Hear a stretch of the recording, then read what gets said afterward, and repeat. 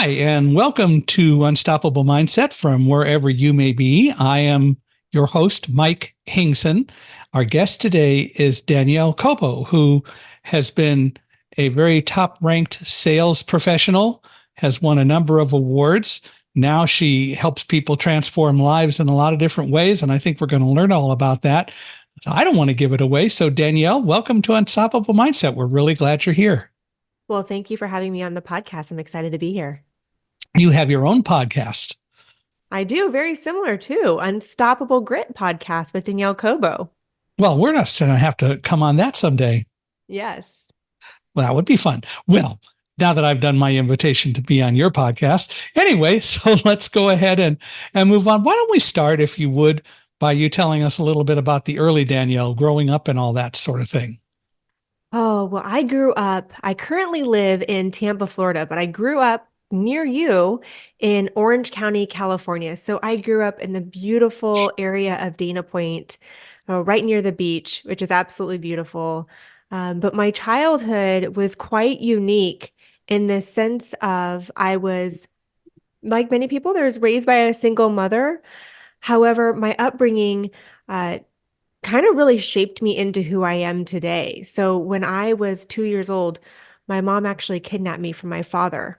And I didn't eventually really meet my father again until I was 15 years old. So, in a lot of ways, my upbringing has helped me develop grit because I saw this role model of my mom who was a single mom going back to school, who climbed the corporate ladder, working in a Fortune 500 pharmaceutical company and being a manager in the early 1990s.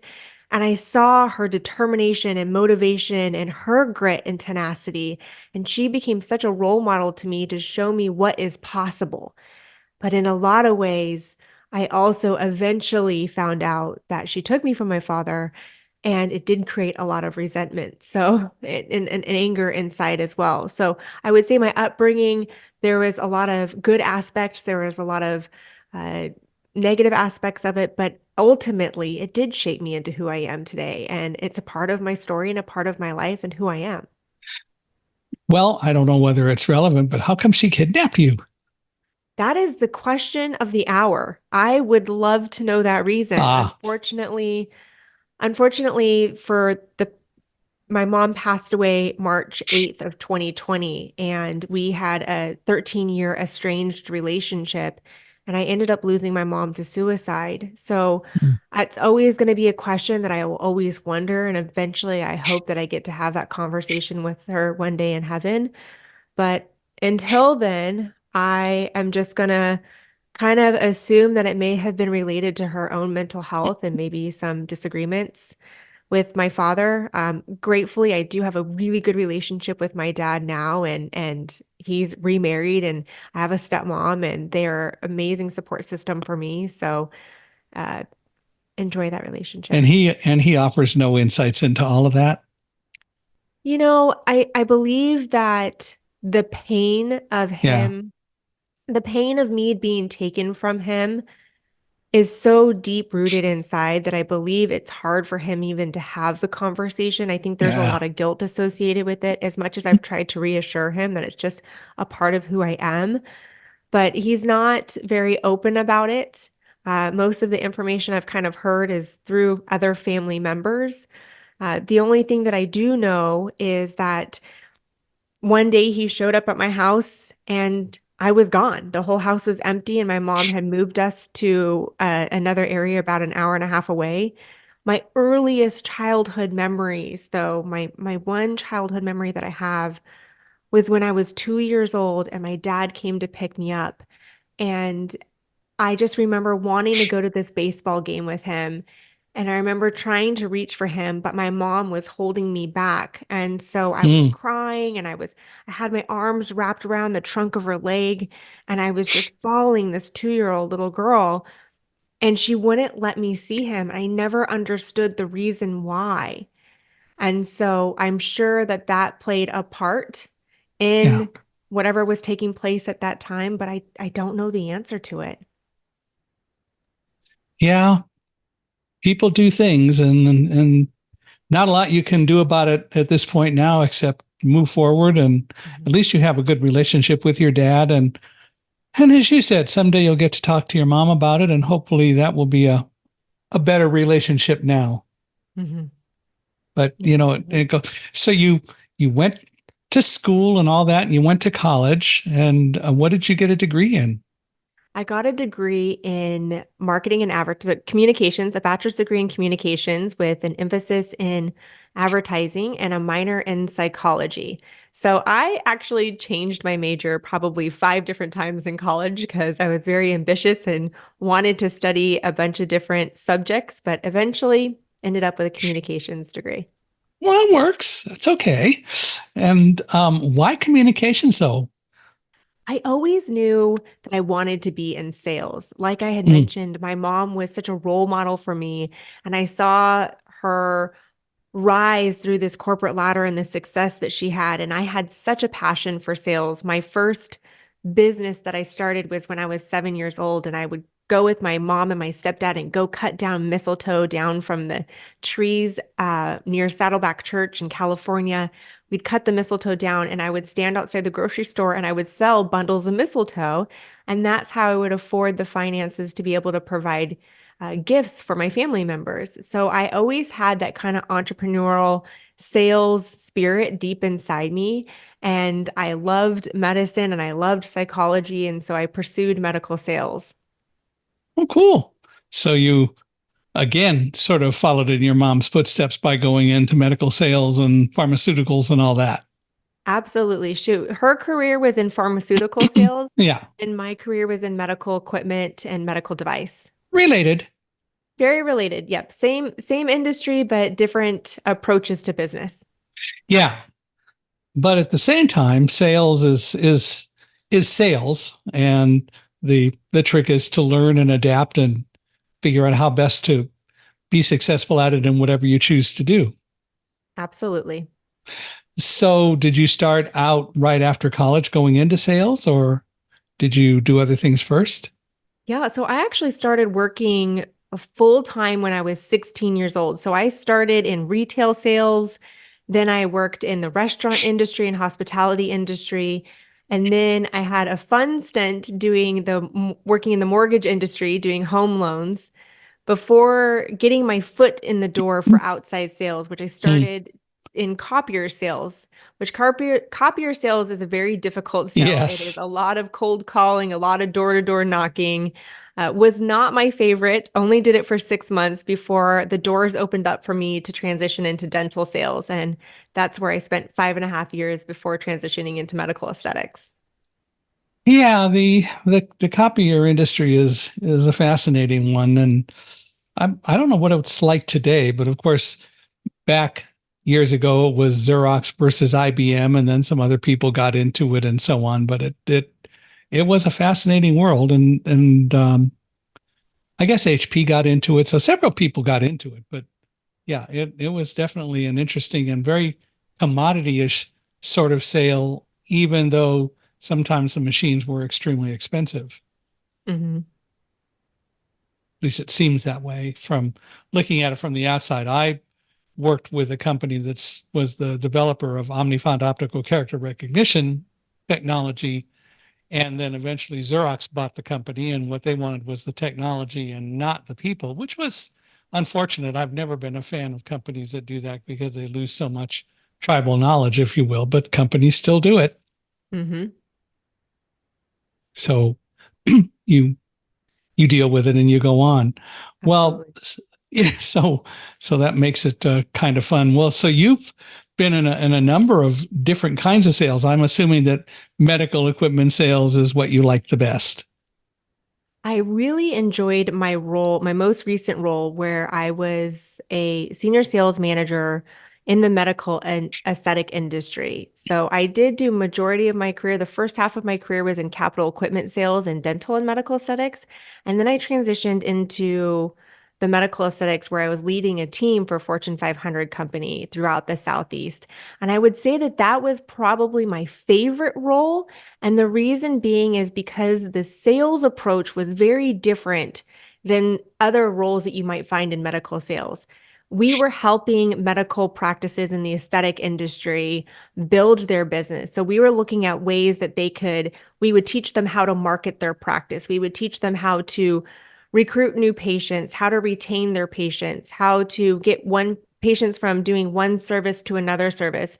And I really believe the principles and the foundations that I learned has helped me in owning my own business because I used to teach businesses how to be successful. So I really believe that that helped me have the principles and the strategies and tactics when I decided to go out on my own. Did you always think of yourself, even when you were selling, as kind of a teacher? I've always thoroughly enjoyed mentoring and being able to see something unique in somebody and seeing it flourish, pouring into them and seeing them flourish and grow, whether it was working with a business or whether it was working with an individual when I was a manager. So I always feel like mentoring and teaching has always been something that I've enjoyed. Yeah. And I think personally, the best salespeople are really mentors and teachers. I mean, you can try to force people to buy stuff, but if they don't want to buy it, you're not going to get anywhere. And the ultimate sales experience is one where you can teach and counsel and guide. And then if you do it right and you have the product that they need, that'll be pretty obvious all the way around. I agree with you. Sales is definitely not about selling a particular widget. It's how can you best understand the challenges and the pain points of what the customer is having, provide a solution and deliver value. And that's whether you're mentoring someone, teaching somebody, or you're in sales and you're working with a customer. It's how can you find a way to bring value to that particular person? Yeah. And a lot of it does have to do with pain or lack of it or getting rid of it, but it is all about value. And you need to find out what value a particular individual has or needs in order to see how you can make what you have fit into that if it's possible. Mm-hmm. So it makes perfect sense. So you did that for a while and you kind of progressed through, if you will, the success ladder. You eventually ended up being a very successful sales manager. Yes. So I was very fortunate when I was in dental sales, the first 5 years of my career, I earned 4 consecutive awards for President's Club. So Mm, what that means is when you're a top performer, you get awarded President's Club, which means you get a paid vacation on the company, which I always thoroughly enjoyed. It's what helped me travel some of the world. My favorite places I've gone to is through the President's Club. And that was when I was an individual contributor. Eventually, when I went into leadership, I was very blessed to have taken a team who was historically one of the poorest performing teams. We were going through a hostile takeover.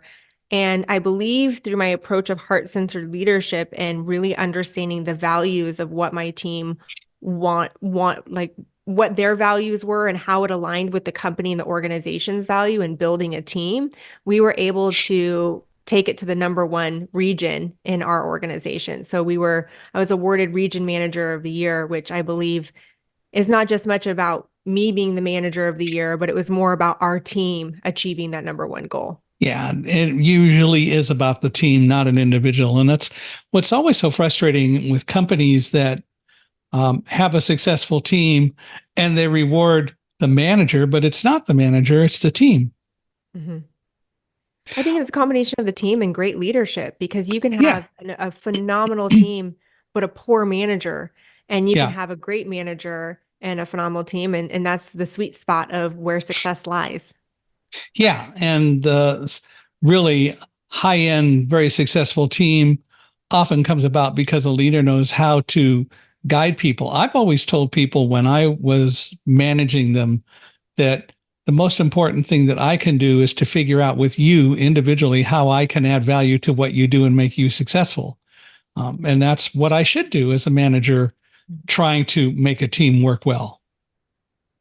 Yeah, Yeah, definitely. it's always about adding value. Mhm. So how long were you in sales professionally working for companies and so on all along? So I was in medical sales for about 15 years. So I left in August of 2020. Okay. Now, why did you leave? 2020, like many of us, experienced a year of a lot of transitions. And Hmm. for me, I felt like transitions was happening professionally and personally for me. I started the year off January, early January. My husband was serving a deployment in Iraq. And while he was in Iraq, I remember this distinct moment of being on the phone with him. And over the phone, I hear incoming, incoming, take cover, take accountability, take accountability. And for any of our listeners who have served in the military, you probably know that that means that your base is about to be attacked. Hmm. And early January, while I was at our national sales meeting, my husband's base got attacked by 13 missiles. And by the grace of God, he was able to come home a few weeks later and be able to come home and be in a position where he was safe. And we were grateful for that. And as we were trying to come together, that I would say that it was difficult for him while it was difficult for us while he was deployed because it obviously put he was in a whole nother country and I had my job, but I was also being the primary caretaker to our twin boys, which were two at the time. So it was a very demanding time period. But that transition home was very unique. I didn't really anticipate how different we were when we came back. I was a different person from him being gone, and he was a different person after serving in war. And so we really had to put some effort and intention into reconnecting as a family. And right as we started to find our rhythm, March 8th is when I lost my mom, and I lost my mom to suicide. And I was devastated. But could you, as you can imagine, probably brought up another array of questions that I have for my mom when that conversation does happen Yeah. one day. But I didn't get the time or space to really cope and heal with the loss of my mom because just a week later, the pandemic hit. Yeah. And I wasn't able to go back to California and sort through her things and maybe get some answers to some of my questions. In fact, if anything, the time period that happened just right after that was a lot of uncertainty with the pandemic and everything had been shut down. And looking at what is this going to be our new normal? Was what a lot of us, I believe, were asking ourselves. And just a couple months after the pandemic had shut the world down, the company that I had been with for 7 years had gone through an acquisition and it was acquired by another company. And it became a very toxic work culture for where I was at. And so a company that I loved and it thoroughly enjoyed the people that I had worked with had become so toxic that in this series of events that had just taken place in my life, professionally and personally, I realized that I wasn't happy and that I needed to leave. And I didn't know what the next step in my life was going to be, but I knew it was time to say goodbye. And that's why I ended up leaving the company that I was with. And so what did you do? Did you take any time off to figure it out, or what did you end up doing once you left? Because that's a Yeah, big step, needless to say, of course, to it really just was because decide to leave a company. I didn't have that next job lined up. So for the first time in over 2 decades, I was unemployed. And at first, I was saying, I'm going to get a job right away. But then I realized that it was going to be really difficult for me to show up as the best version of myself in my interviews if I wasn't happy and I was still having anxiety and anxiousness over some of the events that had just taken place. I needed to not only heal from losing my mom, I needed to heal from that toxic work environment. So I decided to give myself to some time off. So I left in August of 2020 and I gave myself until January 1st to really dedicate some time off. And I found myself getting into a healing technique that I get into in my book Unstoppable Grit is talking about getting into the creative flow. And love the holidays. Obviously, I started my entrepreneurial journey when I was 7, when Yeah. I was selling mistletoe. So during my time off, I spent a lot of my time, spending time with my husband and my kids, but I hand painted all of the Christmas decorations that are outside of my house that I still use today. And just that process of having something that I'm passionate about without being it tied to a particular outcome helped me process my emotions, helped me heal from the inside out, and helped me gain clarity on what this next step of my life was going to look like and whether I was going to go back to corporate or not. So I did end up taking some time off. Well, that makes a lot of sense. It's important to decompress and it's important to really assess where you are and think about where you want to go. What was your husband doing? When did he come back from the war? So he came back in late January and he was able to take a few months off. So he's Hmm. now a reservist. So he works the 1 week in a month, 2 weeks a year, but he's also a Black Hawk pilot. So he does still work quite a bit during the week to maintain his aviation hours, his flight hours. But right before I left the company, he had been extended a job offer to work as a project manager for an asphalt paving company. So he started to work. So we were very fortunate that we at Yeah. least had one income that we were on. With that said, though, in our relationship, I was the primary breadwinner. So there was a sense of I had tied so much of my identity to my career and my job title and my paycheck and 401k and stock options that when all of that was gone, I felt lost and confused. And I believe that that's another reason why I really needed to take some time to identify what success means to me and define my own version of success versus tying it to the outside of what society thinks success should be. So does your husband still work in asphalt? He does work in the asphalt industry. However, he does work for a new company. He's a Eh. VP of operations for a milling company, And he also does his Black Hawk and he flight still time. serves. Mm-hmm. Yeah, probably he's not going to use a Black Hawk to carry asphalt somewhere, though, I bet. No. Well, so let's talk about this idea of success because we always hear people talking about what makes them successful or they want to be successful. And um, it's such a nebulous term. Um, and people have so many different views of I make a bunch of money that makes me successful, and I don't subscribe to that. I don't mind making money. I would like to make more money, but by the same token, I think there's a lot more to success. So what did you end up deciding that success really meant to you? To me, so one of the exercises that I did, and I take people in my book, Unstoppable Grit, I take people through a series of exercises to help them define, to get clear on what their life goals are, what their professional and life goals are, as well as defining what success means for them. So when I thought about how I may not know myself at this point. When I was going through all of those changes, I didn't know who I was. I remember Mm-hmm. I had tied my identity to my career. So one of the activities that I did is I went on Facebook and I went on LinkedIn and I said, if there was 3 words to describe me, what would it be? And I was flooded with comments of driven, determined, motivated, tenacious, gritty, empowering, inspiring. And I said, so interesting because sometimes we don't see the strengths in us that Mm-hmm. other people see in us. And I said, if that's how people are perceiving me, and this is such a strength of mine, how can I lean into this?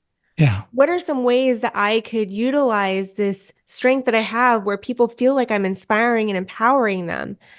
And then I looked at, okay, I took all of these words, and the next step that I did was I wrote my own obituary. And I wrote my own obituary from the perspective of a colleague and the perspective of my kids, my family. And I started to thinking about the words of way people were describing me. At the end of the day, when it comes time for me to pass, what do I want people to say at my celebration of life? What and it's about what type of impact do I want to make?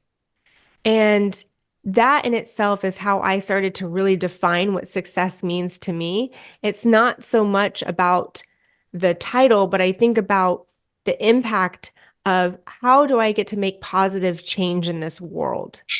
How are people going to feel when I'm in the room and when I'm out of the room? What impact is it going to make on their emotional and physical well-being? So that's kind of what inspired me to pursue. And then the next step was When I was working on rebuilding my brand and I went on LinkedIn and I started to work on rebuilding my brand, I started to share, okay, I'm going to start sharing inspirational quotes. This is something that people feel like I'm inspiring. Well, then I'm going to just share my messages on LinkedIn. And eventually I started to post quite frequently, and people started to reach out to me and they started to say, you know what? I really enjoy your post. I was feeling down today and your post just lifted me up. Or, hey, I noticed that you have experience as a hiring manager. Will you please provide some perspective on how I can show up in the interview? Because I started to talk about leadership as well. Eventually, it rolled into people asking me to mentor them. And so I Mm. started to mentor people. And the continuous feedback that I started to hear from people was, you really should focus on career development. And instead of looking for a job, I believe that you should start speaking and you should start career consulting. And that's what transpired into what I'm doing today. I had no intentions of starting a job. I mean, starting a business. In fact, I thought that I was going to be going on LinkedIn so that I could be looking for a job, but I ended up transpiring into 2.5 years later. I now do speaking full time. I have a podcast, Unstoppable Grit podcast, and I have a best-selling book, Unstoppable Grit. And I'm more fulfilled than I ever have been before because I get to see the transformation in people's lives, and that is fulfilling. What is your business called? My business is ironically, it's first and lasting impressions. It's when I first started the business, when I was doing a lot of career coaching, but I never use it. It's just what it is. Most of my focus in is my tagline is ignite transformation and lead with grit and resilience. Wow, that's a pretty good mouthful. Well, so you have been doing it, and I gather pretty successful. Are you getting a lot of clients? Are they from all over? I assume you mostly, from a business standpoint, do virtual work. From a business standpoint, I actually do a lot of in-person speaking. Hmm. So either companies Well, will have speaking, me. yeah, Yeah, speaking, I'll come in and I'll facilitate and lead leadership programs. So I've got a peak performance leadership program that I'll lead, or they'll have me come in and do speaking. And then from the coaching and consulting aspect, most of that is virtual. yeah, So that's I what I get to was work with thinking. people all over the world. Cool. And you work with people all over the world. Hmm. Yeah, that's one of the benefits of technology these days is just like you and I are having a conversation on two different coasts of the US. Zoom and some of the other technologies that are available out there have really been able to expand our reach of the people that we get to serve. Well, you have had to balance a lot of things. You know, you lost your mother, your husband came back, you left your job, and so on. And you are also being the caregiver for two twin boys. How did you balance all of that? It was not easy. So I I'll bet. believe I believe that that is, what we see on Instagram and social media. People have this perception of this is my life and I'm smiling in every picture. I'm very transparent in saying that year that he was deployed was very difficult. There were many times that I was exhausted and I felt overwhelmed, but I knew going into that year that I needed to be very intentional about what was important to me. So I knew that the year that he was deployed, there was a couple focuses that I wanted to ensure that I was able to uphold when it came to prioritizing my family. And I knew that even though I needed to travel every single week, I knew that I either wanted to be there to put my kids to bed or I wanted to be there when they woke up. And Mhm. sometimes that meant red eye flights. And sometimes that meant be getting really creative with my travel schedule. But if there were times where I was going to be doing an overnight, I always at least wanted to be there for one of those. I was also very intentional of there would be times where I knew that I had a manager's meeting. I would be gone for 1 week. So I'd fly my parents out so that they get to spend quality time with their grandkids. And if I was going to be gone for an extended period of time for work, I knew that I intentionally wanted to ensure that the next couple of days that I got home was one-on-one quality time with my kids. So I think if anything, when it comes to creating balance in our lives. And I'm not saying balance is an equal share of time of work and family, because we do spend more time at work than we do with our own family. When I Mhm. say balance is how is your soul balanced? Where are you balanced in your energy. And it all comes down to being intentional about how we're spending our time and who we're spending our time with. You've said a whole lot of interesting things to talk about here. In our world today, we have so many people who are so tied up in work and so on. They say, well, I really don't have a lot of time to be home with my kids. My wife, when she was still alive, talked about being a teacher and was a teacher for 10 years. And a lot of times um, she felt that kids were really not paying attention to her. And what she realized eventually is, as she described them, they were latchkey kids. They really took care of themselves. The parents were off. She taught at Irvine High School. And so the kids really took care of themselves. They took care of each other at home. They even did a lot of the cooking and so on.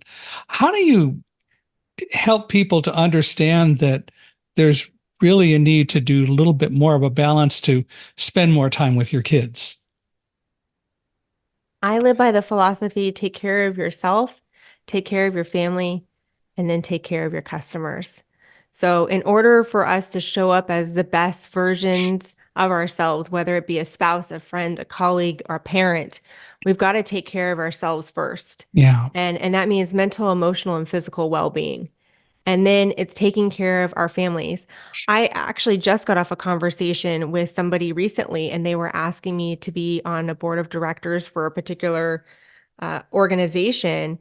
And I am very intentional that between the hours of 5 and 7:30 are my hours with my kids. That is where my phone is often in another room. I am cooking dinner with my kids. My kids do everything with me. So they don't just sit on the couch and play with their tablets. No, they're with me and they're cooking and they're learning. And that is our quality time together. And, there's going to be times where I may be saying no, and it's not a no, it's a not right now, not right now for this phase of life that I'm in. Mm-hmm. And that's okay, because eventually there's going to be a phase in life where my kids are going to want to spend more time with their friends than it is with me.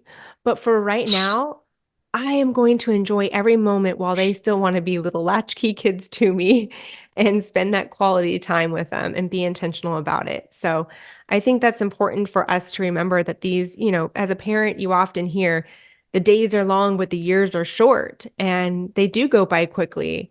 And, if I do balance a lot running a business and travel and kids and family, but I always look at ensuring that when I'm looking at my calendar ahead, where's my family time first? And then I work everything around that. I had an interesting discussion just this morning with someone about scheduling time and dealing with time. And she said that she does a lot of overcommitting, and she's got to learn, and she's working on learning how not to be quite so overzealous and accepting so many things. And I talked about my experience a little bit, especially in the last 4 years. I've been using my Outlook calendar as a way to really define what I do. So I have uh, meetings, as you know, where we talk about doing a podcast, and they're a half hour. And I have the actual podcast interviews, which are roughly an hour. And all of that gets scheduled on the calendar. And I've also blocked off certain times that we don't schedule or can't schedule, Mm-hmm. or at least Calendly can't schedule. And I can schedule something in, or I use that time to do things like catch up or eat breakfast or visit or whatever. But if I need to, I can schedule a particular appointment. The other part about the Calendly is that when somebody schedules an interview, and this is, I think, what gelled with and resonated with her this morning, when I schedule an interview, let's say not an interview, but an initial introductory meeting, let's say it's at noon my time. At 12:30, roughly speaking, because it could go a little longer, but roughly 12:30, the meeting is over, but nothing can be scheduled on the calendar for the next half hour, which also means that gives me time to reflect, catch up, or whatever. And I really think that doing something to make sure that I schedule time appropriately and I learn to manage time is such an important thing to do. And I think so many of us don't do that. I agree with you. I love the fact that you are looking at your calendar and managing your time so well by your calendar because we can put parameters in our calendar that are going to help us create a better, be intentional about spending time for ourselves as well as our family. I remember when my kids were in VPK, so they were 4 years old and they were going to VPK, they would get home at 12:15. So I always blocked out time around 12:15. It was always blocked out a half hour so that I would always be the one. My nanny would go pick up my kids, but I would always be the one to open the door and open like with wide arms, ready to hug them so that they walked in the door and that I Yeah. was the first person that they saw. That only takes 15 minutes, but I imagine that that's probably so impactful that they feel like I'm always there for them. Yeah. Um, and that only was just a few minutes throughout the day, just that I blocked off and having those parameters to do that. It's those little things that make the biggest difference. It's not always about the quantity of time sometimes, because our kids like our own independence, but it's about the quality of time that we're there for our family. Well, and the other part about it is, yeah, kids like their own independence and so on. But at the same time, if you're all communicating and you learn to understand each other, then not only can you have meaningful conversations if something needs to change or a kid wants to change something and it may not be the right time, but you can talk about it because you've learned to really know each other, Mhm. which is so important. I want to get back to this success thing a little bit. I assume that when you were in the corporate world, success was defined in one way, and you would probably define it differently today. How do you define it now, as opposed to how you defined it then, and how do you deal with that in the corporate world when success probably isn't necessarily just what the corporate world thinks it is, but it's what it wants you to think it is? That's a great question. I believe that success is when our core values are aligned with what we do. And so when you talked about money, for example, and you say there's a lot of people will view success as making a lot of money. Well, to me, I'm driven to make money, but what's the why behind it? The more Mhm. money I make, the more money I get to give and donate and make a positive impact in this world. So to me, my somewhat of my success is making money so that I can make a positive impact. And that's part of my core values is impact. So when you think about what does success mean to you, it's how does your core values align with what you do? And do you feel, when it is aligned, do you feel fulfilled? Because that to me is what, when you've had found success. Well, I'm curious also, if we could. Um, you wrote your own obituary. What did you say? Oh, I said from my kids' perspective, from my kids' perspective, is that I was always there for them, that they felt safe to be themselves, and that they can come to me for anything, and that I would support them and believe in them. I think that it's so important as a parent and even as an employer that we create a psychologically safe environment for people to show up authentically as themselves and to be vulnerable and to share their challenges and to have open discussions, and whether it's with your kids, whether it's with your employees. But my hope is that when I show up in this world, people feel like they are seen, that they're heard, that they're supported, that they're acknowledged, and that they believe in themselves. And that's part of the impact and legacy that I want to leave. Hmm. When you started your business, I mean, clearly it kind of snuck up on you a little bit, needless to say, but it was in a sense, as you discovered your passion. But how did you make sure that what you chose to do because of your passion really became and would remain a sustainable business? How do you, or do you even separate the two? I always, when I kind of look at where is my business going and where am I spending time, I look at kind of what brings me joy. So I thoroughly enjoy coaching, so I still keep that a part of my business because I enjoy the intimacy of seeing the transformation and working with somebody for a 6 month year time frame and seeing the transformation over time. But I also like to see the reach that I get to make when I'm doing a speaking engagement. And so when I'm thinking about different programs or I'm thinking about different aspects of my business that I want to focus my time in, I always kind of gut check it with myself and say, well, how is this aligning with my core values? Hmm. When you started your business, what kind of challenges did you have to overcome, or what were some of the challenges and how did you overcome them? I believe that one of the biggest challenges that I had was this self-doubt, this inner critic. Can you be successful? A lot of times, right in the beginning, people started to ask me for career coaching, and I said, "Well, who am I to be a career coach?" Yeah. And now I laugh about it because I said, where did that even come from? Because I was a hiring manager for 7 years. I look at some of the career coaches that are out there, and they don't have the firsthand experience of interviewing people, of building high performing teams. They don't have that experience. And so when I think that any time that you are experiencing self-doubt, look back at some of the challenges that you've experienced. What were the steps that you took to overcome them? How has it shaped you into the person that you are today? What experience have you gained? And are you continuing to up level your competencies and skill sets? Because even though I do have experience as a hiring manager and building high performing teams, I'm constantly reinvesting in myself so that I can continue to stay on the competitive and cutting edge of where business is today to ensure that I'm aligning value at where we are today because the world is always changing. How do you keep up with all that? What do you do to keep up with business and the new trends? I focus a lot of time. I dedicate time to listening to podcasts, to reading books, to reading articles. I spend time on LinkedIn, kind of seeing what the market trends are, what people are saying. I have a level of awareness of being able to see trends on different platforms and kind of hearing some of the pain points that are out in the industry. But I think that it's important that to stay uh, to stay relevant, you've got to dedicate a part of your time in your business and in doing research. Hmm.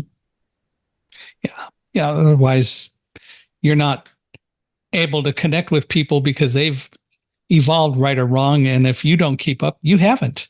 Hmm. When did you write Unstoppable Grit?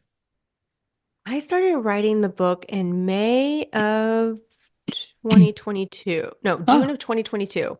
So it took me about a little over a year to write the book, but then of course it took some time to go through several rounds of copy editing and content editing and oh yeah, cover design. there is all of that. Hmm. But it is out there. What kind of lessons did you learn about perseverance from writing the book that you might want to pass on?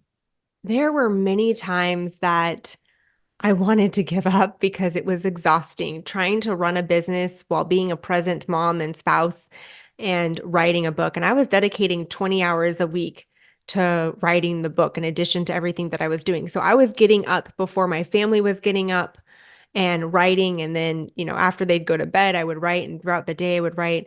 And I believe that when it comes to perseverance, it is really envisioning what you want the end game to look like and ensuring that you are consistently checking in with yourself and saying, envisioning how is it going to feel when you achieve your goal? Because that's going to keep the motivation to keep going. So when I think about what is it going to feel like to hold the book in my hands, how is I going to feel when I start to receive those messages of people who have read the book and say, hey, chapter 3 really resonated with me. I love the exercises that you walked me through. So I started to envision what people were going to respond with. And that's what helped keep the perseverance and motivation going when I would hit those roadblocks when I would want to give up.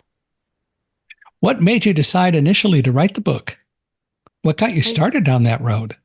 yeah, I felt like I wanted to have a voice. And when towards the tail end of me working with the organization and it was a toxic work environment, I didn't feel like I had a voice. I felt like I was very much so kind of pushed down. And I had done so much work to help me move past some of those challenges that I had throughout my life. And I was like, if I have experienced some of these challenges and I've found tools that have helped me, I wonder if there's other people out there that it will help them. And that's really what inspired the book. And uh, when I always kind of, there was times where I would always gut check myself and say, if the book can change one person's life, at the end of the day, that will be worth it. And if Mhm. anything, it was a very healing process to go through. There's a lot that you discover about yourself and the why you do the things that you do when you write a book. Yeah.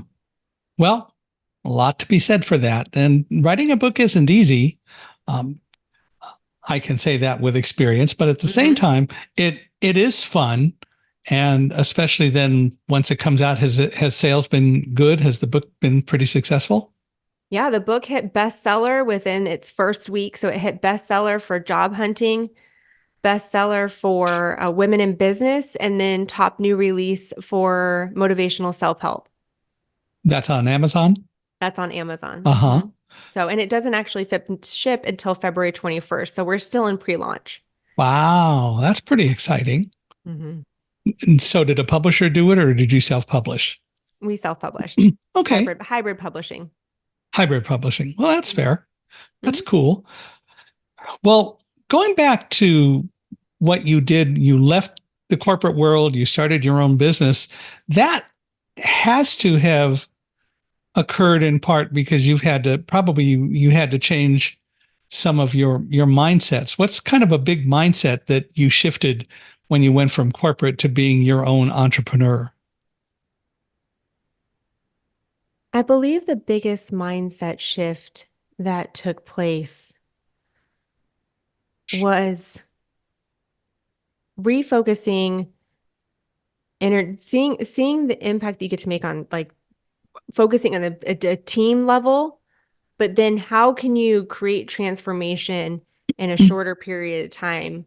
Because when you're working with a team, you get to work so closely with them. Mm-hmm. And however, but when you're doing like a keynote speech, you may get to work with them for an hour. So you may get to, and then also you can continue on with doing workshops. So it's these kind of micro moments within people's lives and how can you make the biggest impact in those short periods of time? And that was a shift for me. Yeah, because you were working with teams and you could either delegate or you all work together, but it became more of just you as opposed to having the same kind of team. But on the other hand, one of the things that I found in being a public speaker is that um, learning about the audience as much ahead of time Hmm. and doing the things that I did, I also discovered that in reality, when I'm giving a speech, I'm talking with the audience. They're really part of the team. Great perspective. They really are. They They really really are are part part of of the the team. team. Hmm. And I value that they Hmm. really need to be. So I never believe that I talk to an audience. I need to be able to talk with an audience. And I will find ways to interact and give them the opportunity to interact when I speak as well, because they are a team. We are a team.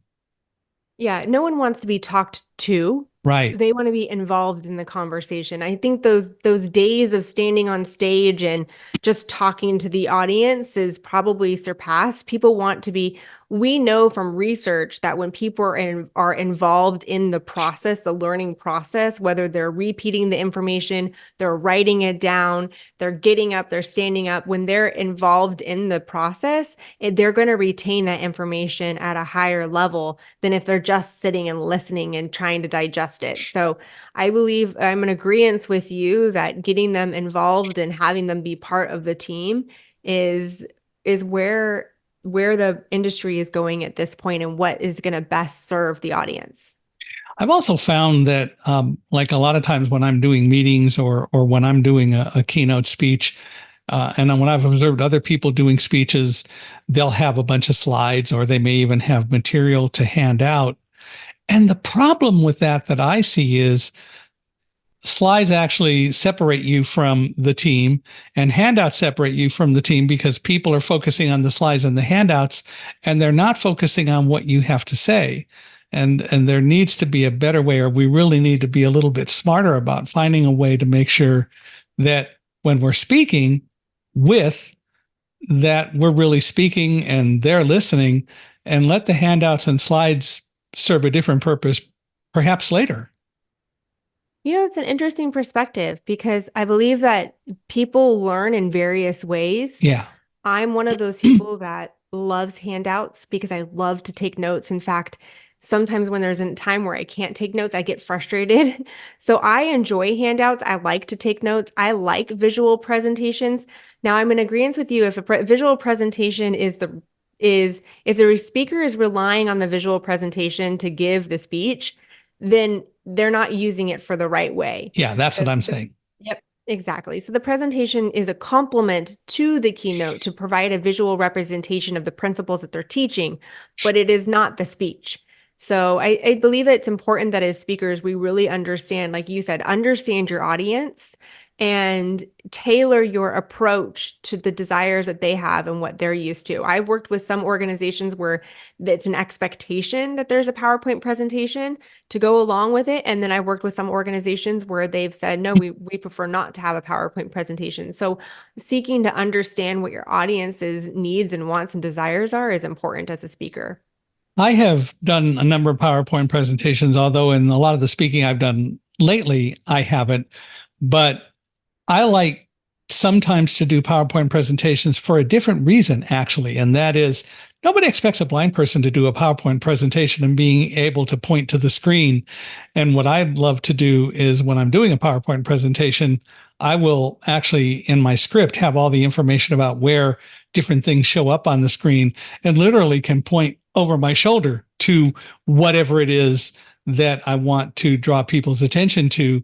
But my best example of how successful that is for me as a strategy is that I gave a speech once or a presentation once and was doing a PowerPoint show. And somebody came up afterwards and said, "We're mad at you." And I said, "Why?" And he said, "Well, because usually when people do the kinds of presentations that you're doing, they're first of all very boring. Second of all, they focus more on looking at the screen, and they're either reading just from the screen or they're trying to see where they're pointing and so on, and they're not paying attention to us. And so we fall asleep. You never looked away. We didn't dare fall asleep. We forgot you were blind." Oh, but that's a good compliment. Well, it was, but I also said, "Well, even if you had, it doesn't matter. My dog's down here taking notes, so we would have got you." But you know, it's true, and all too often we rely on visual aids and miss the value of having that greater interaction with audiences. Mm-hmm. Yeah, I which agree I, with you. which I I'm think is very important. grateful. Yeah, I'm glad that the way that the industry is moving now is that more interactive presentations. Yeah. What would you advise someone, or how would you advise someone who's kind of at a career crossroads and they want to move toward their passion or doing something different? What kind of advice do you give them? One of the advice that I give them, if they're, because I continue to hear through the pandemic, we went through the Great Resignation, and one the barrier that I keep continuing to hear from people is, I want clarity. I want clarity. So one of the exercises that I take people through in my book is take your resume and then take a piece of paper, and on your resume, look at your resume and write down 3 aspects of each job that you've had. What did you love about that job? And what did you dislike about that job? And as you're going through each of the roles that you've had throughout your career, you may see a theme that comes out. I really enjoy these aspects, and there's a theme throughout each of the roles that you've had. That might be one way of getting some clarity on understanding what your passions are. Think about when you're at work. When are the times where you enjoy the most? Like you get energized when doing a particular role, task, or responsibility. That's another way of seeing where your passions lie. Look at where your hobbies are. And then how could you turn those passions, those hobbies, the role, the particular aspects that you currently do in your current job and what you like about it? How could you possibly find a job that aligns with it or start a business that aligns with it? Oh. What's next for you? What is your future going to look like? What do you want to do for the next part of your life? Do you want to Ooh. learn to fly, or do you want to fly a Black Hawk? But anyway, No, I have no desire to fly a Black Hawk. has he ever That would taken you for a require me to, ride? Has yeah, he that would taken? require, no, he has not. That He's would not. require him and me, that would require me joining the military. And I have no desire. I have the utmost respect for the military, but I've served enough as a spouse. I do not want to join. Oh, good. Um, Okay. What's Well, next for me is I do see the possibility of writing another book. So I'm working on a workbook that complements the book. I do see that. And I just continue to be flexible and seeing what resonates with the readers. And that's going to be the direction of where my business goes. you're going to continue being an entrepreneur, doing what you're doing, and you're enjoying it way too much not to. Yes, I mean, the thought process does go through my mind of what would it look like to go back to corporate? There's the Mm. aspect of missing the steady paycheck and the commission earnings and 401k and company car and stock options. I was very blessed. I had a very lucrative career when I was in corporate. But every time I think about that, I go, am I willing to take that and trade it for something that every single morning, even though sometimes it feels like I work more now than I did when I was in corporate, it doesn't feel like work because it feels like I'm just doing my hobby because I'm so passionate about what I do.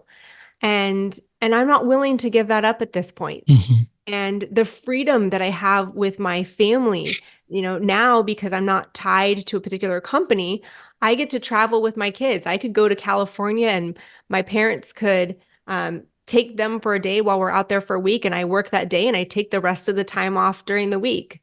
In fact, every time I go to a National Speakers Association conference the following week, I take my kids out to California for a week and we get quality time as a family.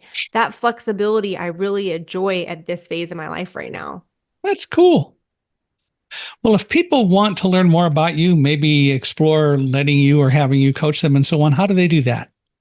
The best place to find me is to go to my website, daniellecobo.com. And you can also find me on LinkedIn. And then, of course, pick up the book Unstoppable Grit on Amazon.